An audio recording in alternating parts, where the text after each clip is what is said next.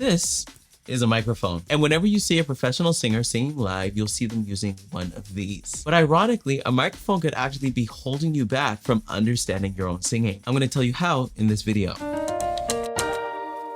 So there are a lot of different microphones in the world, and we talk a lot about what microphone can help your voice to sound the best. But it's not very often that you hear people talk about what singing will help the microphone do its job. Now, what do I mean by that? Because microphones are supposed to be capturing singing, right? Not all singing on a microphone is going to help you to understand your voice. Here's why. When I'm singing into a microphone, or I'm speaking into a microphone like I am right now, microphone is reading my voice as a signal that is either recorded or amplified. And when that sound is being amplified or recorded, I get to adjust the volume to whatever I'm giving the microphone. So technically, when we're recording, anything that we do recording wise can be adjusted to in order for the mic to be happy in getting our sound. If the sound is too loud, we can just turn down the gain on the mic. And if the sound is too soft, we can just turn it up so that it's heard. So in essence, a microphone can adjust to any type of singing. You can sing in a microphone a whole bunch of different ways, but there's going to be 3 criteria that are going to tell you if the singing that you're doing on a microphone is actually going to be healthy for a singer in the long run. Let's start with the obvious. The first thing that you're going to look for in good singing for a microphone and good singing in general is a good sound. Does it sound appealing? Is the singer singing in pitch? Does the sound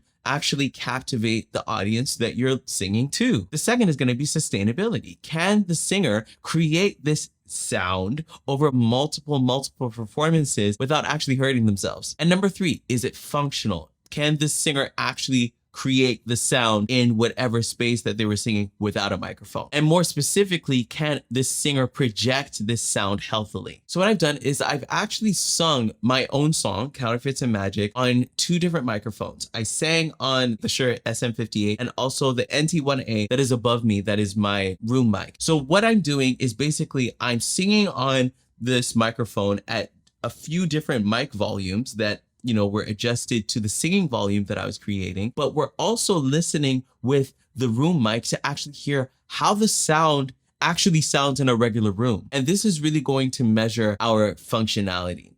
What the sound actually sounds like in a regular singing situation. Is it going to be heard, or is it not going to be pleasing to the ear? So the first time that I sang Counterfeits and Magic, I actually sang it too soft. Weather looks so cloudy, looks like it could rain. I am wondering wildly, life feels just the same. Truthfully, I seek things that don't really mean a thing.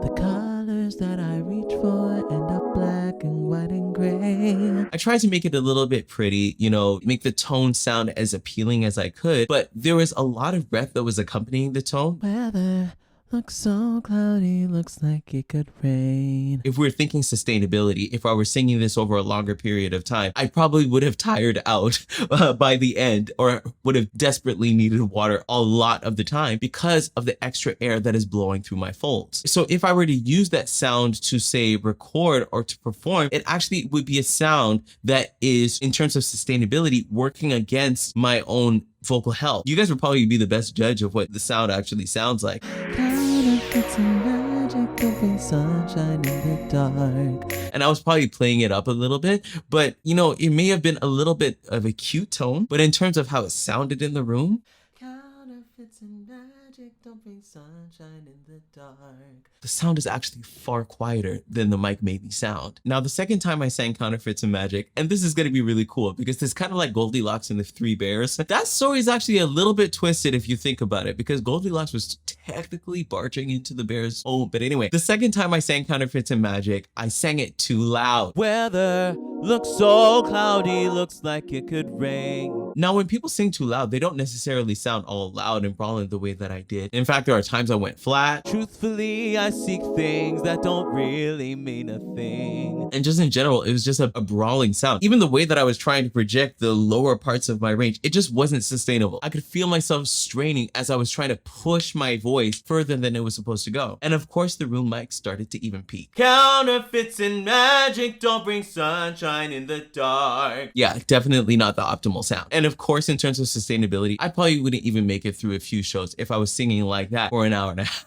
And it's funny, this aspect in terms of the mic level and the singing volume is just one aspect that goes into creating an entire singing environment for a singer that is actually conducive to their growth and to them sounding their best. And that's why I've actually created a resource for you guys that are looking to create that entire world to make sure that you're singing your best when you're performing and even when you're enjoying yourself. So what I want you to do is go to reclaimyourvoice.ca/masterclass and watch my free training there, because there I kind of start to unpack what it actually means to put yourself in a proper singing environment where you're sustainably using your voice, where you're functionally using your voice, and where you can sound good. So go to reclaimyourvoice.ca/masterclass, watch that free training, and reclaim your voice. Reclaiming my voice. Anyway, we don't want to sing too soft. We don't want to sing too loud. So what I did is I recorded Counterfeits and Magic at the volume that I usually would sing at. Weather looks so cloudy, looks like it could rain. First of all, because we're in the middle to low parts of my range, projecting doesn't necessarily come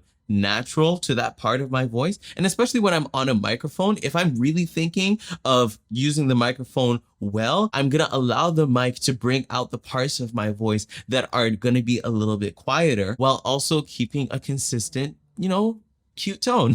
And I think I sang pretty well. And in terms of function, it sounds normal in a room. Counterfeits and magic don't bring sunshine in the dark. Meaning that if I were singing this with my friends, it actually would sound good. It wouldn't feel like, oh my gosh, I can't hear you, or oh my gosh, that's too loud. But most importantly, I'm able to recreate the sound over a longer period of time. And that's why on this past episode of the Reclaim Your Voice podcast, I actually talked about the hidden dangers of relying on a microphone for your singing. What we don't understand is that the use of a microphone can sometimes alienate us from understanding our voice's true build and what our voice is actually capable of doing. We actually get a little bit deeper into the conversation as to why you don't want to rely on the microphone. So what I want you to do is go watch that podcast episode and definitely subscribe to this channel, because this is the place where we help you to reclaim your voice. Reclaiming my voice. I'm O'Neal Gerald, and I'll see you in another video. Bye, everyone.